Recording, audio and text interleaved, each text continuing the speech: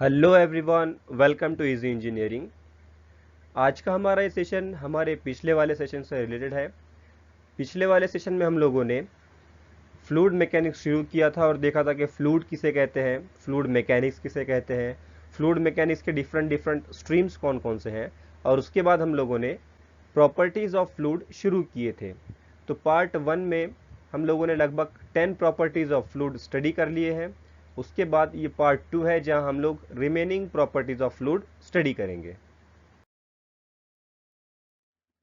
Before starting our today session, let's have a look on content slide.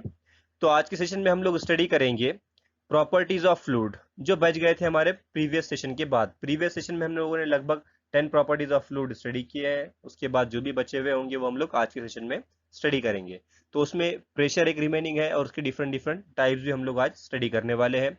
उसके बाद एक law है जो कि प्रेशर से रिलेटेड है, जिसे पास्कल्स लॉ कहा जाता है, उसे भी हम लोग आज के सेशन में स्टडी करेंगे। उसके अलावा सब्सक्राइब टू दिस चैनल जहां आप लोगों को इंजीनियरिंग टॉपिक के एक्सप्लेनेशन प्रोवाइड किए जाते हैं, पीपीटी के फॉर्म में नोट्स प्रोवाइड किए जाते हैं, और उसी के साथ साथ एक एमसीक्यू ऑनलाइन टेस्ट अरेंज की हुई होती है जिसकी लिंक डिस्क्रिप्शन बॉक्स में दी हुई है, जो कि टोटली फ्री ऑफ कॉस्ट है और इसी वीडियो पे रिलेटेड है। तो जिसे जाके आप लोग ट्राई कर सकते हैं, लिंक डिस्क्रिप्शन बॉक्स में दी हुई है। Let's begin with this slide. आज के सेशन की सबसे पहली हमारी प्रॉपर्टी है प्रेशर, ठीक है, या फिर इसे प्रेशर इंटेंसिटी भी कहा जाता है। इसे हम लोग कैपिटल पी से रिप्रेजेंट करते हैं। Let's see the definition first. It is defined as force per unit area is called as pressure, ठीक है। अब इस डेफिनेशन को हम लोग एक डायग्राम से समझ लेते हैं। कंसिडर कीजिए कि एक सर्कुलर पाइप है जिसका सेक्शन हम लोगों ने लिया हुआ है, ठीक है, साइड व्यू है एक सर्कुलर पाइप का। इसके अंदर या तो फिर स्टैटिक फ्लूइड होगा या फिर फ्लोइंग फ्लूइड होगा, कोई भी हो सकता है, ठीक है। तो फ्लूइड क्या करेगा कि इस सरकमफ्रेंस पे, ये जो एरिया है पाइप का, इसके ऊपर एक फोर्स एक्सर्ट करेगा, ठीक है। फ्लोइंग फ्लूइड हो या फिर स्टैटिक फ्लूइड हो, वो फोर्स एक्सर्ट करेगा इस तरह से, ठीक है। तो ये फोर्स और इस एरिया का जो भी रेशियो आएगा उसे हम लोग कहेंगे प्रेशर।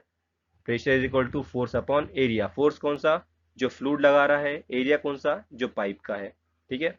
अब यहाँ पे पाइप हो सकता है या फिर कंटेनर हो सकता है या फिर कोई और चीज हो सकती है, ठीक है, उसका एरिया हम लोगों को लेना पड़ेगा। Then next point is pressure of fluid on a surface always acts in direction normal to surface.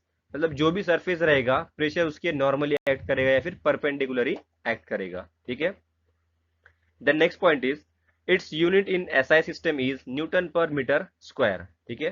Newton per metre इसका एसआई सिस्टम में यूनिट है, जिसे हम लोग पास्कल भी कहते हैं, ठीक है। न्यूटन पर मीटर स्क्वायर को ही हम लोग पास्कल भी कहते हैं। The next point is it is also measured in PSI KG per centimetre square. ये एग्जाम में पूछ सकता है आप लोगों को, ये एमसीक्यू का भी क्वेश्चन हो सकता है कि पीएसआई का फुल फॉर्म क्या है, या फिर थ्योरेटिकल एग्जाम में भी पूछता है कि प्रेशर की डेफिनेशन क्या है, मैथमेटिकल एक्सप्रेशन क्या है, एसआई यूनिट क्या है।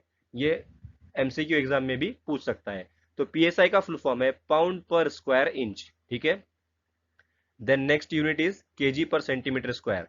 तो इसको प्रेशर को हम लोग इन यूनिट में भी मेजर करते हैं। अब पीएसआई और KG per centimetre square generally आप लोगों ने कहा देखा होगा, जब आप लोग अपने टू व्हीलर लेके एयर फिलिंग स्टेशन पे जाते हो, टायर में हवा भरने के लिए जाते हो, तो टायर की हवा जिस मीटर से, जिस गेज से हम लोग चेक करते हैं, उसके अंदर ये यूनिट लिखे हुए होते हैं, PSI and KG per centimetre square, ठीक है। उसके अलावा हम लोग प्रेशर को बार में भी मेजर करते हैं। अब ये जहाँ पे हाई वैल्यूज होगी प्रेशर की, जैसे बॉयलर हो गए या फिर दूसरे इंडस्ट्रीज हो गए या फिर मिल्क का प्लांट हो गया, वहां पे प्रेशर ट्रीमेंडस वैल्यू के साथ होता है या फिर बहुत हाई प्रेशर होता है। तो उस हाई प्रेशर को मेजर करने के लिए हम लोग क्या करते हैं, बार, ये वाला यूनिट यूज करते हैं। या फिर एम ऑफ एच जी, इसमें भी हम लोग प्रेशर को मेजर करते हैं। जनरली ये जो यूनिट है आप लोगों ने किसी भी ब्लड रिपोर्ट में देखा होगा, जो ब्लड प्रेशर हम लोग चेक करते हैं उसे एम ऑफ एच जी में हम लोग चेक करते हैं, ठीक है। उसके बाद कुछ यूनिट कन्वर्जन देखेंगे हम लोग, जो प्रेशर पे डिपेंडेंट प्रॉब्लम को सॉल्व करने के लिए यूज होता है, ठीक है। तो हमें पता है कि इसका ऐसा है, सिस्टम के अंदर यूनिट है पास्कल। तो 1 kilo pascal is equal to 1000 pascal, ठीक है। 1000 पास्कल अगर कहीं भी हमारी वैल्यू होगी तो उसे हम लोग 1 किलो पास्कल लिख सकते हैं, या फिर 10⁻³ पास्कल लिख सकते हैं। 10⁻³ क्यों लिखेंगे? क्योंकि यहाँ पे 1 के आगे 3 0 है, ठीक है। उसके बाद 1 मेगा पास्कल, 1 मिलियन अगर पास्कल हो गया हमारे पास, यानी 10⁻6 पास्कल अगर होंगे तो उसे हम लोग मेगा पास्कल भी लिख सकते हैं। अब बार का कन्वर्जन देख लेते हैं, ठीक है। अगर हम लोगों को एक बार 1 बार को अगर पास्कल में कन्वर्ट करना होगा तो उसे हम लोग करेंगे 10⁻5 pascal, newton per metre square मतलब पास्कल, ठीक है। 1 bar is equal to 10⁻5 pascal. इसे हम लोगों को अगर किलो पास्कल में देखना है तो 100 पास्कल यानी 1 बार, ठीक है। और 1 बार को अगर मेगा पास्कल में देखना है, एम्पा यानी मेगा पास्कल, तो इसे हम लोगों को लिखना पड़ेगा 0.1 मेगा पास्कल। तो ये ऊपर दिए हुए तीनों भी यूनिट में हम लोगों ने बार को कन्वर्ट किया। इसका यूज आप लोगों को प्रॉब्लम सॉल्व करते वक्त हो सकता है। अब इस स्लाइड में हम लोग देखेंगे कि प्रेशर हेड किसे कहते हैं। प्रेशर हेड को जनरली हम लोग रिप्रेजेंट करते हैं स्मॉल एच से, ठीक है। Now let's see the definition of pressure head. Pressure head is defined as vertical height or free surface above any point in a liquid at rest। Means इस diagram में देख लीजिए अभी कि कोई भी लिक्विड जो कि रेस्ट कंडीशन में है, नॉट फ्लोइंग है, ठीक है, स्टैटिक कंडीशन में है, तो उस लिक्विड में किसी भी पॉइंट से फ्री सरफेस तक की जो हाइट हम लोग मेजर करते हैं उसे हम लोग कहेंगे प्रेशर हेड। या तो आप बॉटम से ले लीजिए या फिर मिडल पॉइंट से ले लीजिए। तो ये बॉटम से अगर लेंगे तो फ्री सरफेस तक की जो हाइट आएगी उसे हम लोग कहेंगे प्रेशर हेड, ठीक है। या फिर मिडल पॉइंट से लेंगे तो जो फ्री सरफेस तक की हाइट आएगी उसे हम लोग कहेंगे प्रेशर हेड। अब यहाँ देख लीजिए कि हम लोगों ने एक पाइप इंसर्ट किया हुआ है, ठीक है। तो इस पाइप से होते हुए लिक्विड यहाँ पे राइज हुआ है, ठीक है। तो ये लिक्विड के अंदर जो हाइट आएगी फ्री सरफेस तक की उसे हम लोग कहेंगे प्रेशर हेड, ठीक है। Next point is pressure exerted by liquid can also be expressed as the height of equivalent liquid column called pressure head, ठीक है। तो ये जो हाइट आएगी उसे हम लोग प्रेशर हेड कहेंगे, ठीक है। अच्छा, ये लिक्विड राइज क्यों होगा? वो इस वजह से होगा कि ये जो लिक्विड है अंदर टैंक के अंदर, वो टैंक के सरफेस पे फोर्स एक्सर्ट करेगा जिससे कि प्रेशर डेवलप होगा, और उसी प्रेशर की वजह से जो लिक्विड है वो इस पाइप के अंदर, ये इस इंडिकेटर के अंदर राइज होता जाएगा। तो अब देख लेते हैं कि इसका मैथमेटिकल रिप्रेजेंटेशन हम लोग कैसे फाइंड आउट करेंगे। तो ये P is equal to F upon A, ये पिछले स्लाइड में प्रेशर की इक्वेशन थी हमारे पास, वही हमने यहीं पे लिया हुआ है, ठीक है। तो ये फोर्स कौन सा है जो लिक्विड एक्सर्ट कर रहा है सिलेंडर के ऊपर या फिर इस टैंक पे, ठीक है, अपॉन एरिया। एरिया कौन सा लेंगे हम लोग? इस ट्यूब का एरिया लेंगे, ठीक है। ये टोटल एरिया जो भी इस ट्यूब का होगा वो एरिया हम लोग को कंसिडर करना है क्योंकि लिक्विड हमारा इसी में राइज हो रहा है, ठीक है। सो अब हम यहाँ पे फोर्स कैसे कैलकुलेट करेंगे? फोर्स हमें कंसिडर करना पड़ेगा weight of liquid in cylinder. इस सिलेंडर के अंदर में जितना भी लिक्विड है, ठीक है, सिलेंडर के अंदर जितना भी लिक्विड है उसका वेट हमें कंसिडर करना पड़ेगा, और एरिया ऑफ दिस सिलेंडर, ठीक है, क्योंकि हम लोग डील कर रहे हैं इसी पाइप के साथ, ठीक है। तो वेट ऑफ लिक्विड हम लोग कैसे फाइंड आउट करेंगे? स्पेसिफिक वेट ऑफ वाटर, ठीक है। स्पेसिफिक, अब ये वाटर अगर होगा तो उसका हम लोग स्पेसिफिक वेट लेंगे, या अगर कोई दूसरा लिक्विड हुआ तो हम लोग उसका स्पेसिफिक वेट लेंगे, इनटू वॉल्यूम।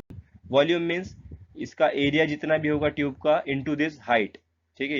ये पूरे एरिया के अंदर जितना भी वाटर है वो area into specific weight of water. तो ये दोनों का मल्टीप्लिकेशन करने के बाद हमें क्या मिलेगा? फोर्स, कि ये लिक्विड फोर्स कितना लगा रहा है इसके ऊपर, डिवाइड बाय एरिया, ओके। तो हम लोगों ने क्या किया कि स्पेसिफिक वेट W से रिप्रेजेंट किया।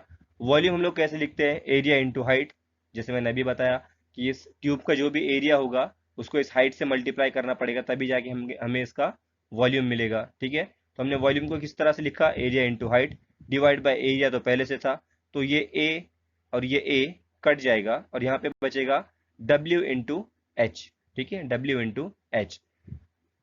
देन हमारे पिछले वाले सेशन में जो कि फर्स्ट पार्ट था प्रॉपर्टीज का, वहां हम लोगों ने देखा था कि स्पेसिफिक वेट को हम लोग इस फॉर्म में भी लिख सकते हैं, रो इंटू जी, यानी density of water into gravity, इस फॉर्म में भी लिख सकते हैं। तो वही वैल्यू हम लोग यहाँ पुट करेंगे W की जगह पे, ठीक है।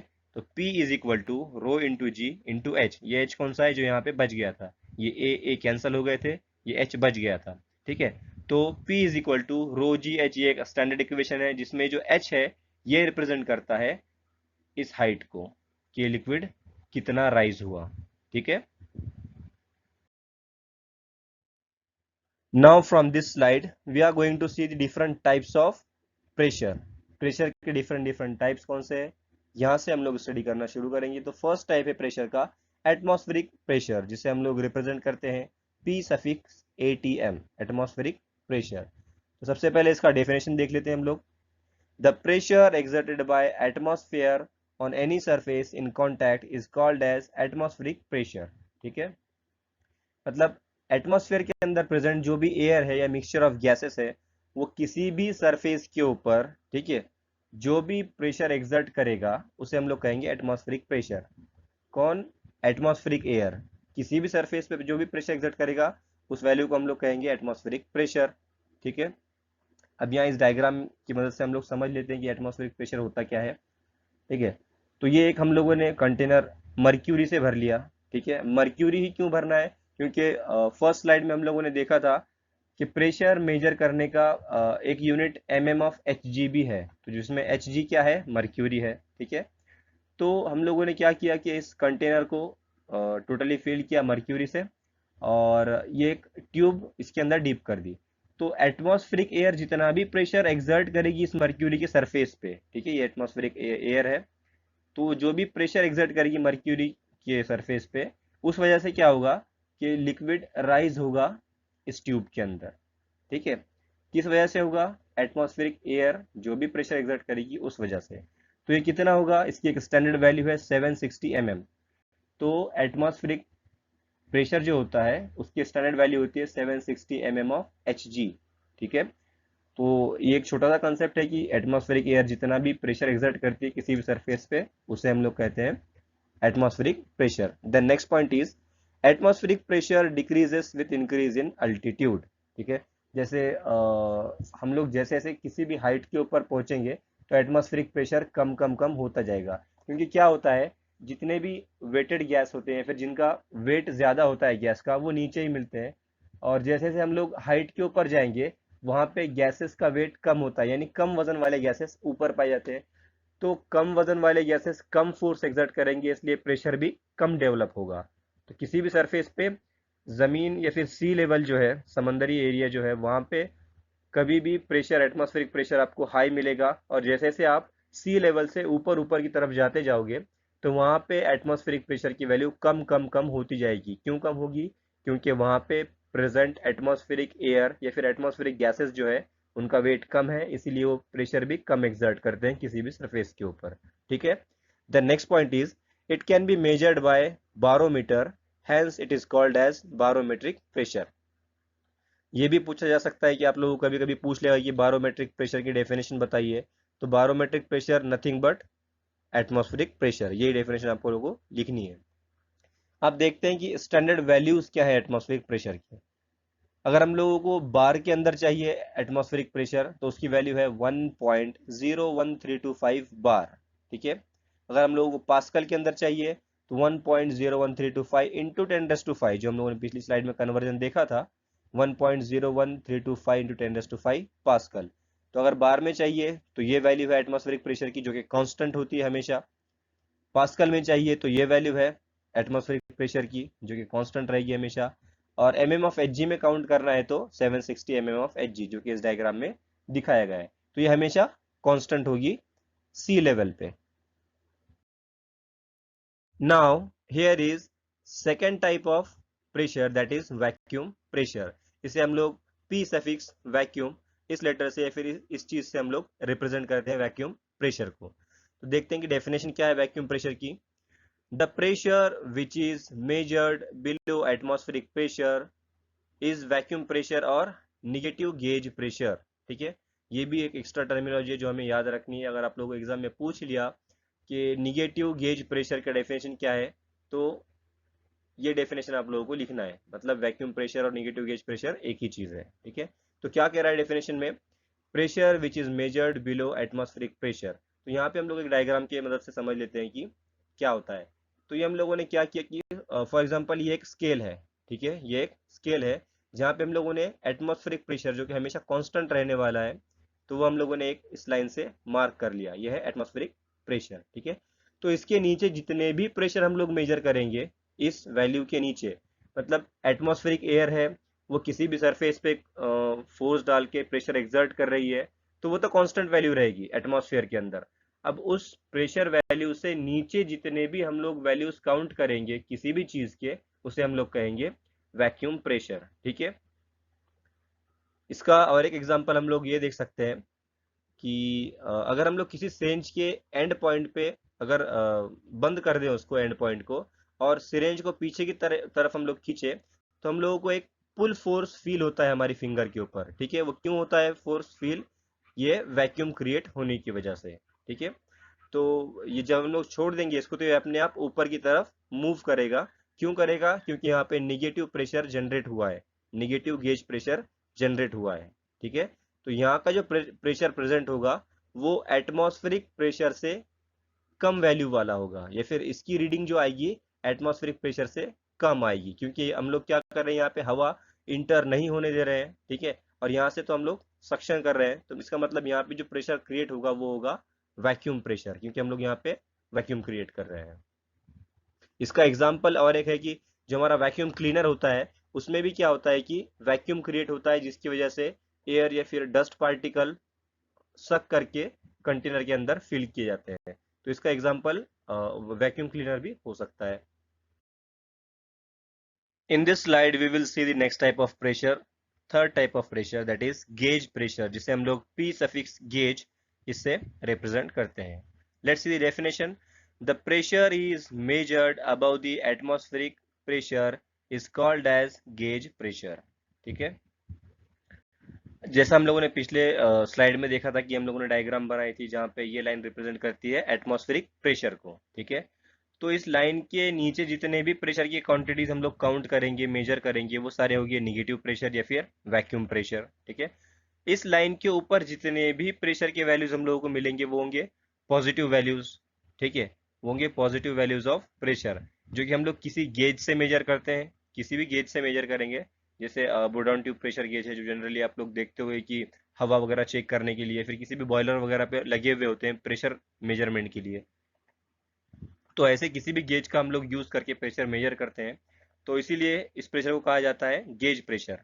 तो वैक्यूम प्रेशर क्या था? एटमॉस्फेरिक जो लाइन है, एटमॉस्फेरिक प्रेशर की जो लाइन है, उस लाइन से नीचे जो भी प्रेशर हम लोग मेजर करेंगे उसे हम लोग कहते हैं वैक्यूम प्रेशर या फिर निगेटिव प्रेशर। और एटमॉस्फेरिक प्रेशर की लाइन से ऊपर जो भी प्रेशर हम लोग मेजर करेंगे उसे हम लोग कहेंगे गेज प्रेशर। ठीक है, या फिर किसी भी गेज से हम लोग जो भी प्रेशर मेजर करते हैं उसे हम लोग कहेंगे गेज प्रेशर। अब गेज का एग्जांपल भी देख लीजिए। जनरली ये जो गेज है आप लोगों ने देखा होगा कहीं भी एयर फिलिंग स्टेशन जहाँ होता है, टायर में आप लोग हवा भरते हैं, वहां पे आप लोग टायर की हवा इस प्रेशर गेज से चेक करते हो कि टायर का प्रेशर कितना है, हवा का प्रेशर कितना है टायर के अंदर। तो इसी से मेजर किया जाने वाला जो भी प्रेशर होगा उसे हम लोग कहेंगे gauge pressure. Now here is next type of pressure, that is absolute pressure, जिसे हम लोग पी सफिक्स एब्सोल्यूट इस टर्म से रिप्रेजेंट करते हैं। तो सबसे पहले देख लेते हैं कि इसकी डेफिनेशन क्या है। The pressure is measured above the absolute vacuum pressure is called as absolute pressure. ठीक है, या फिर इसकी दूसरी डेफिनेशन भी आप लोग लिख सकते हो अगर पूछता है एग्जाम में तो। The definition is the sum of atmospheric pressure and gauge pressure is called as absolute pressure. दोनों में से जो भी डेफिनेशन आपको याद रहेगी या फिर जो भी इजी लगेगी आप वो एग्जाम में लिख सकते हो अगर इसके ऊपर क्वेश्चन आया होगा तो। अब देखते हैं कि ये होता क्या है। ठीक है, हम लोगों ने देखा था कि ये एटमॉस्फेरिक प्रेशर की हम लोग एक लाइन ड्रॉ कर दी थी, क्योंकि एक नेचुरल प्रेशर है। नेचुरली हम लोग जहाँ पे भी जाएंगे एयर प्रेजेंट होगी, कुछ ना कुछ फोर्स एक्सर्ट करेगी और एटमॉस्फेरिक प्रेशर बिल्टअप होगा। तो ये तो नेचुरल वैल्यू होगी, ये हमेशा रहेगी, हमारे सराउंडिंग में ये वैल्यू हमेशा रहेगी प्रेशर की। ठीक है, तो atmospheric pressure plus gauge pressure. ठीक है, अब हमारा गेज, जिस भी गेज से हम लोग प्रेशर मेजर कर रहे हैं, ठीक है, तो वो गेज जो भी वैल्यू बताएगा वो वैल्यू प्लस एटमॉस्फेरिक प्रेशर की वैल्यू, इन दोनों का जो एडिशन होता है उसे हम लोग कहेंगे एब्सोल्यूट प्रेशर। ठीक है, मतलब absolute pressure is equal to P atmospheric, मतलब ये वैल्यू यहाँ पे कंसिडर कर लीजिए कि एक लाइन है। ठीक है, यहाँ पे जीरो लिखा हुआ है। ठीक है, यहाँ पे जीरो लिखा हुआ है और यहाँ पे है 1.01325 बार, जो कि एटमॉस्फेरिक प्रेशर की वैल्यू है। ठीक है, तो पी एटमॉस्फेरिक प्रेशर की वैल्यू पे हम लोग क्या लिखेंगे 1.01325 बार, और उसके ऊपर जो वैल्यू आएगी, फॉर एग्जांपल आपने गेज से मेजर किया है 2 बार। ठीक है, तो यहाँ पे आप लोग लिखेंगे 2 बार, ये दोनों का एडिशन होगा और जो भी आंसर आएगा that will be called as P absolute. तो आप लोग किसी भी चीज का जो प्रेशर मेजर करेंगे तो वो होगा गेज प्रेशर में, और आप लोग उसे एब्सोल्यूट में भी लिख सकते हो अगर आप लोग उसके अंदर एटमॉस्फेरिक प्रेशर ऐड कर रहे हो तो। अब इसका एक एग्जांपल बता देता हूँ मैं आपको कि कैसे होगा ये। सपोज कीजिए कि आप लोगों ने गाड़ी के टायर का प्रेशर चेक किया। गाड़ी के फॉर एग्जांपल फ्रंट टायर है, हम लोग जनरली 30 psi रखते हैं वहाँ पे, ठीक है। 30 पॉइंट तक का प्रेशर हम लोग रखते हैं गाड़ी के फ्रंट टायर में, ठीक है। तो वो होगा 30, जो वैल्यू थी वो होगी गेज प्रेशर, ठीक है। लेकिन अगर आप लोगों को किसी ने पूछा कि what is the absolute pressure of this tyre, ठीक है, तो एब्सोल्यूट प्रेशर जब पूछेगा आपको तो आप लोग ये नहीं कह सकते कि वहां पे 30 psi हमारा एब्सोल्यूट प्रेशर है, ठीक है, या फिर 30 पॉइंट वाला 30 किलोग्राम पर सेंटीमीटर स्क्वायर हमारा एब्सोल्यूट प्रेशर है। ये नहीं बता सकते आप लोगों को बताना पड़ेगा कि एटमॉस्फेरिक प्रेशर प्लस जो भी प्रेशर आपके टायर में होगा वो दोनों का एडिशन करके बताना पड़ेगा कि एब्सोल्यूट प्रेशर कितना है आपके टायर का। और अगर सिंपली प्रेशर पूछा हुआ या फिर गेज प्रेशर तो 30 पॉइंट जो भी आपकी वैल्यू थी। समझ में आएगा डिफरेंस कि गेज प्रेशर जो भी होगा उसमें अगर हम लोग एटमॉस्फेरिक प्रेशर की वैल्यू ऐड करेंगे तो उसे हम लोग कहेंगे absolute pressure. Here we will see the last type of pressure, that is absolute vacuum pressure, इसे हम लोग रिप्रेजेंट करते हैं P सफिक्स absolute vacuum। अब देखते हैं इसका डेफिनेशन क्या कहता है। Zero pressure is called as absolute vacuum pressure, ठीक है। तो इसका डेफिनेशन भी ज्यादा क्रिटिकल नहीं है, टिपिकल नहीं है समझने के लिए। जीरो प्रेशर को हम लोग कहेंगे एब्सोल्यूट वैक्यूम। अब इसको भी हम लोग ये फिर ऊपर जितने भी प्रेशर के टाइप्स हम लोगों ने देखे उन सबको वापस इसी डायग्राम में हम लोग सीख लेते हैं, ठीक है। सबसे पहले हम लोगों ने देखा था कि एटमॉस्फेरिक प्रेशर क्या होता है। ये तो एक नेचुरली कहीं पे भी प्रेजेंट होगा, जहाँ पे भी एटमॉस्फेयर है या फिर जहाँ पे भी एटमॉस्फेरिक एयर प्रेजेंट है वहाँ पे एटमॉस्फेरिक प्रेशर आप लोगों को देखने मिलेगा, जिसकी एक फिक्स वैल्यू होती है 1.01325 बार, ठीक है। अब इस प्रेशर के नीचे जो भी प्रेशर हम लोग मेजर करेंगे, ठीक है, जो भी प्रेशर हम लोग मेजर करेंगे उसे हम लोग कहेंगे वैक्यूम प्रेशर या फिर नेगेटिव प्रेशर, ठीक है। अब ये कम करते करते करते हम लोग जीरो लाइन पे आ गए, मतलब यहाँ पे 0 बार है, यहाँ पे प्रेशर कितना है 0 बार। तो उसी को हम लोग कहेंगे वैक्यूम प्रेशर और एब्सोल्यूट वैक्यूम प्रेशर, ठीक है।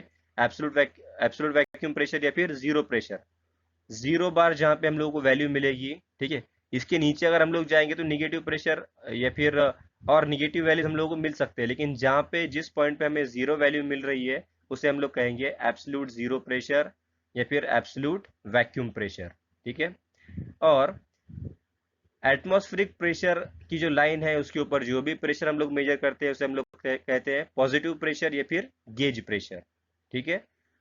और एब्सोल्यूट प्रेशर क्या होता है, ये जीरो लाइन से, ठीक है, जीरो लाइन से गेज प्रेशर की जो लाइन है वहां तक का एडिशन उसे हम लोग कहेंगे एब्सोल्यूट प्रेशर। जैसे मैंने तुमको पिछले स्लाइड में बताया था कि कंसीडर कीजिए कि यहाँ पे जीरो है, zero that means absolute zero pressure और एब्सोल्यूट वैक्यूम प्रेशर, ठीक है। फिर यहाँ पे आप लोगों को वैल्यू मिली 1.01325 बार, ठीक है, यहाँ पे 0 बार थी, यहाँ पे 1.01325 बार ये वैल्यू मिली। उसके बाद आप लोगों ने और कुछ वैल्यू गेज से मेजर की ऊपर, ठीक है। तो यहाँ से यहाँ तक की जो वैल्यू होगी उसे हम लोग कहेंगे एब्सोल्यूट प्रेशर। एटमॉस्फेरिक प्रेशर के ऊपर अगर हम लोग मेजर कर रहे हैं, जो हमारा गेज हमको रीडिंग दे रहा है उससे हम लोग कहेंगे गेज प्रेशर। एटमॉस्फेरिक प्रेशर के नीचे जो भी वैल्यू हम लोग मेजर करते हैं उसे कहेंगे वैक्यूम प्रेशर और निगेटिव प्रेशर। प्रेशर के टाइप्स खत्म होने के बाद हम लोग एक लॉ देख लेते हैं जो कि रिलेटेड टू प्रेशर है या फिर प्रेशर से ही जुड़ा हुआ है, ठीक है, जिसे हम लोग पास्कल्स लॉ कहते हैं। जनरली एग्जाम में पूछा जाता है, एमसीक्यू में भी पूछा जाता है और थ्योरेटिकल एग्जाम में भी पूछा जाता है। इसका स्टेटमेंट बताइए या कोई एग्जांपल दीजिए एक्सेट्रा। तो सबसे पहले स्टेटमेंट देख लेते हैं इस लॉ का। It states that in static fluid intensity of pressure P eight a point is same in all direction. मतलब क्या कहता है ये लॉ कि किसी भी स्टैटिक फ्लूइड में, मतलब जो फ्लूइड ठहरा हुआ है नॉट फ्लोइंग, पास्कल्स लॉ किसी भी फ्लोइंग फ्लूइड के लिए अप्लाई नहीं कर सकते, हम लोग उसे स्टैटिक फ्लूइड ही चाहिए, ठीक है। तो जो प्रेशर की इंटेंसिटी होगी वो हर डायरेक्शन में सेम होगी, जिसे हम लोग इस इमेज में देख सकते हैं कि यहाँ पे क्या दिख रहा है हमें कि जैसे जैसे हम लोग यहाँ से प्रेशर अप्लाई कर रहे हैं तो इसकी इंटेंसिटी ऑल डायरेक्शन में सेम है। ये देखिए कि ये आउटवर्ड जो मोशन हो रही है, इंजेक्शन जो अंदर लगे हुए हैं उसकी हर एक इंजेक्शन की मोशन सेम हो रही है। मतलब क्या कि यहाँ से हम लोग जो भी प्रेशर इंटेंसिटी अप्लाई कर रहे हैं वो ऑल डायरेक्शन में सेम लग रही है। ठीक है, ये पास्कल्स लॉ कहता है कि intensity of pressure P at at a point is same in all direction. जो भी प्रेशर की इंटेंसिटी होगी वो ऑल डायरेक्शन में सेम होगी। अब इसका एक प्रैक्टिकल एग्जांपल देख लेते हैं हम लोग कि ये पास्कल्स लॉ होगा कहाँ पे यूज या फिर एप्लीकेशन कहाँ है इसका। तो हम लोगों ने जनरली हाइड्रोलिक ब्रेक्स देखे होंगे कि हम लोग जैसे ही पैडल प्रेस करते हैं तो ब्रेक एक्सपांड होके व्हील की स्पीड को रिड्यूस करते हैं। तो ये सर्कुलर जो शेप दिख रहा है ये हमारा व्हील है। ठीक है, और यहाँ पे हमारा ब्रेक का पैडल है। ठीक है, तो फॉर एग्जांपल हमने ये प्रेस किया। ठीक है, ब्रेक का पैडल हमने प्रेस किया तो यहाँ से जो भी प्रेशर जाएगा वो इक्वली डिस्ट्रीब्यूट होगा ऑल डायरेक्शन में, जिस वजह से ये दोनों साइड से शू एक्सपांड होके हमारे टायर की स्पीड को कम करेंगे। तो ये था एग्जांपल पास्कल्स लॉ का।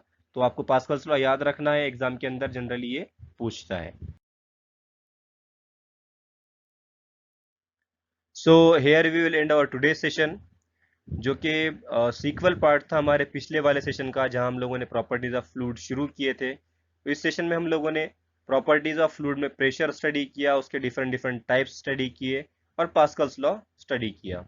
ठीक है, इसके अंदर हम लोगों ने जो भी फिक्स वैल्यूज हैं या फिर कांस्टेंट वैल्यूज है उसका भी स्टडी किया और कन्वर्जन्स भी स्टडी किए। इन सब चीज़ों में अगर आप लोगों को कोई भी पॉइंट नहीं समझा हो तो आप लोग कमेंट करके पूछ सकते हो। I will definitely try to answer it. Thank you, thanks for watching.